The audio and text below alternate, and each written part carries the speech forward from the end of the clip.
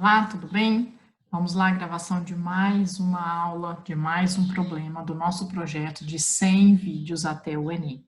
Hoje nós estamos no 13º, tratando exatamente da 13ª habilidade, que está relacionada ainda a grandezas e medidas, e hoje nós vamos trabalhar com a avaliação do resultado de uma medição na construção de um argumento consistente. Vamos lá, o problema? Um artesão possui potes cilíndricos de tintas cujas medidas externas são 4 centímetros de diâmetro e 6 centímetros de altura. Ele pretende adquirir caixas organizadoras para armazenar os seus potes de tinta, empilhados verticalmente com tampas voltadas para cima, de forma que as caixas possam ser fechadas. No mercado existem 5 opções de caixas organizadoras, com tampa em formato de paralelepípedo reto-retângulo, vendidas pelo mesmo preço, possuindo as seguintes dimensões internas. E aí são apresentadas as 5 opções de caixas do mercado.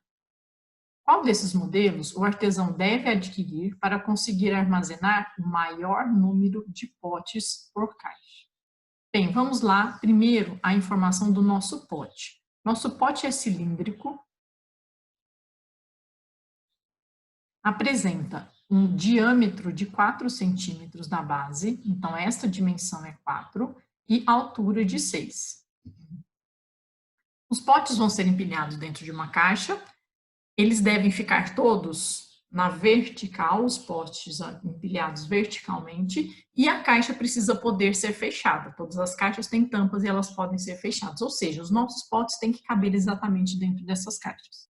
E aí, dentre as 5 caixas que nós temos, qual aquela que apresenta a maior capacidade de armazenamento desses potes? Bem, vamos lá. A pessoa pode achar que é um problema que você tem que sair calculando os volumes. Calcula o volume do cilindro do pote e aí calcula o volume de cada uma dessas caixas e aí subdivido, né? Pega o total do volume total da caixa dividido pelo volume do cilindro. Cuidado que essa ideia pode nos enganar com relação aos resultados, porque é um problema em que você tem que permitir o encaixe lá dentro.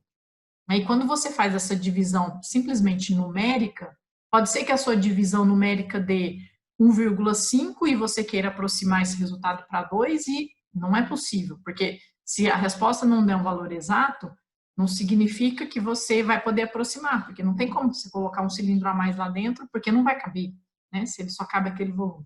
E sem falar que a caixa, ela é um paralelepípedo, ela é um poliedro, e você está colocando um cilindro que é um corpo redondo. Então, você não vai preencher totalmente os espaços internos. Então, não é simplesmente uma divisão de volumes de um pelo outro. É diferente de um volume que você pega, um volume que estiver dentro de uma jarra e você coloca dentro de um copo e saber quantos copos você vai encher. Sim, aí o volume que você está colocando, ele vai simplesmente preencher todos os espaços. No caso aqui, a ideia melhor é a gente pensar em capacidade. E você vai colocar objetos um dentro do outro e ver quanto isso vai ser suportado, ok?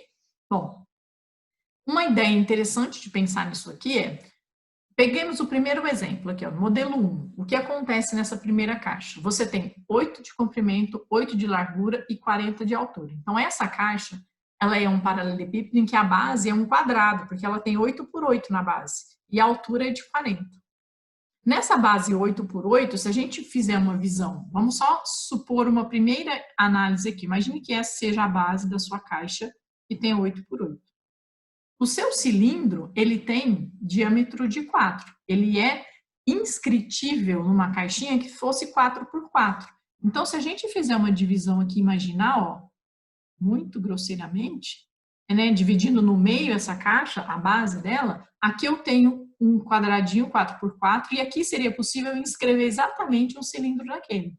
Então, se a gente imaginar, né, construindo isso aqui só imaginando, a gente não vai precisar desenhar todo, nós vamos fazer uma análise de cada um.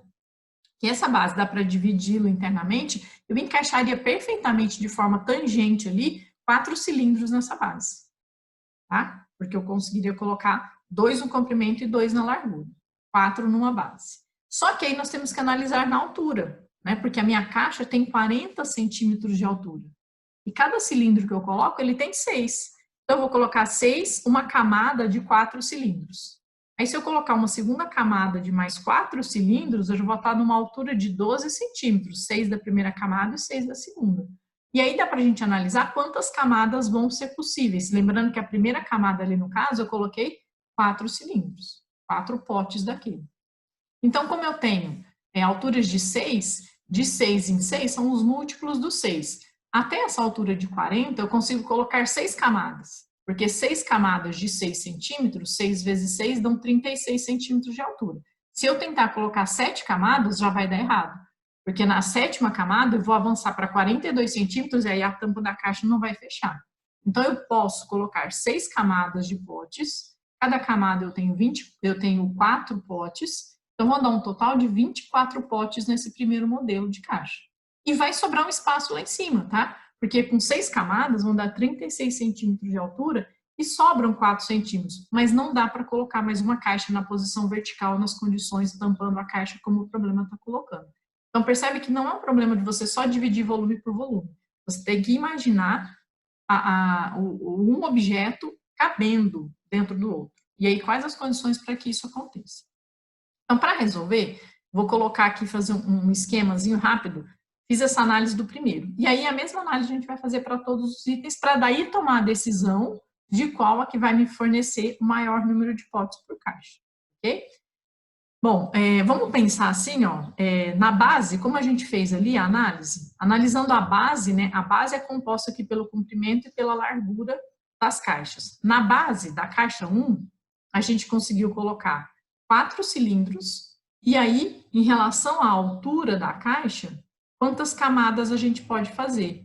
Nesse caso, a gente viu que era possível fazer 6 camadas dentro daquela altura toda disponível da caixa. Ou seja, um total, vamos colocar aqui o total de potes, nesse caso, de 24, que é o produto dessas duas aqui. Na primeira camada, 4 potes, 6 camadas, 6 vezes 4, 24 potes.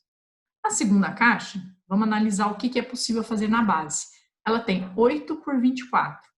8 por 24 não vou desenhar, vamos só fazer o exercício mental. Na dimensão de 8 centímetros é possível colocar 2 cilindros. E na dimensão de 20 centímetros é possível colocar, lembra que os cilindros são 4 por 4, né? Ele é inscritível no quadradinho 4 por 4. Então, nos 20 centímetros eu consigo colocar 5 cilindros. Ou seja, na base, essa base é retangular, ela é 8 por 20. Nessa base 8 por 20 eu consigo colocar 2 fileiras de 5 cilindros em cada uma. 2 vezes 5, eu consigo colocar 10 potes, então, numa primeira camada, nessa segunda caixa. E aí, numa altura de 14 centímetros, 6 com 6, 12, não dá para colocar a terceira camada. Nós vamos colocar 2 camadas na altura. 2 vezes o 10, uma camada de 10, 2 camadas de 10, se dá 10 potes, nós vamos colocar 20 potes. No terceiro tipo de caixa, o que acontece? A nossa base é 18 por 5. Em 18 centímetros de comprimento nessa caixa, nessa base, a gente vai colocar de 4 em 4, 4, 8, 12, 16, ou seja, a gente consegue colocar 4 cilindros. E na largura eu tenho só 5 centímetros. 5 centímetros dá para pôr um cilindro, mas não dá para pôr o segundo e vai ficar com folga. Mesmo no comprimento, né, 4 cilindros de 4 centímetros de diâmetro vão dar 16, vai sobrar uma folga. Mas é a posição em que os cilindros não vão ficar inscritos, encostadinhos, tangentes às laterais da caixa. Tudo bem, mas não dá para colocar um cilindro a mais, porque não cabe, porque não tem o espaço. Então, se a gente pensar nessa situação, no comprimento de 18, vamos colocar 4 cilindros, na largura de 5, só uma fileira, então é uma fileira de 4 cilindros. Então, a gente consegue colocar 4 cilindros, só 4 potes na base.